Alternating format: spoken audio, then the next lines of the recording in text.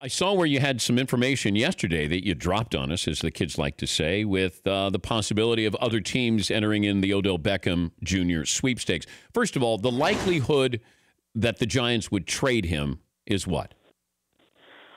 Oh, I think it's north of 50%. I think it's far more likely than not at this point. I mean, a player of this magnitude, a player with, frankly, this ego, a player who's in a position who knows that in a 32-team league, there are numerous teams who would be comfortable paying him far more than Sammy Watkins got. I mean, Sammy Watkins got a legit 34 fully guaranteed over 2 years. So that $20 million a year on a short-term deal, it's out there for Odell. And if the Giants don't want to pay it because of the baggage and the video and the owner now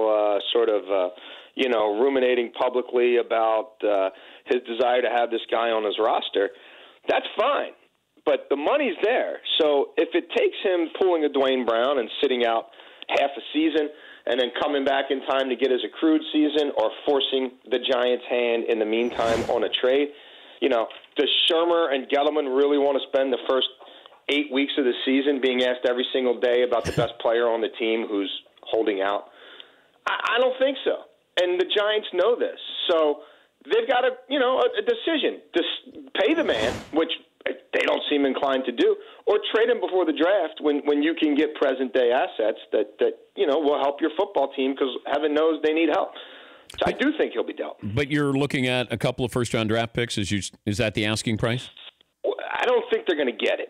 I don't. I don't. Because of what I just said, the teams will give you, full value for a player if there's a bargain or a potential bargain on the contract.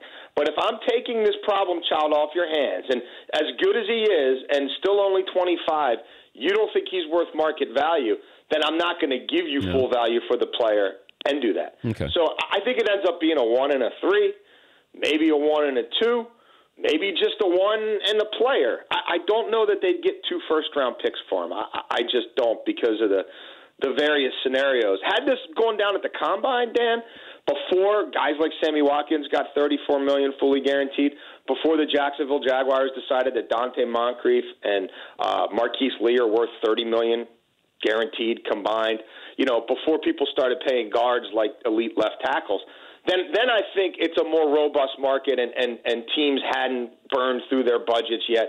So maybe it's more likely that you get a full value football trade for him. I just don't see it happening as we creep closer to the draft. For more Dan Patrick Show, tune to Audience Channel 239 on DirecTV or download the Dan Patrick Show app.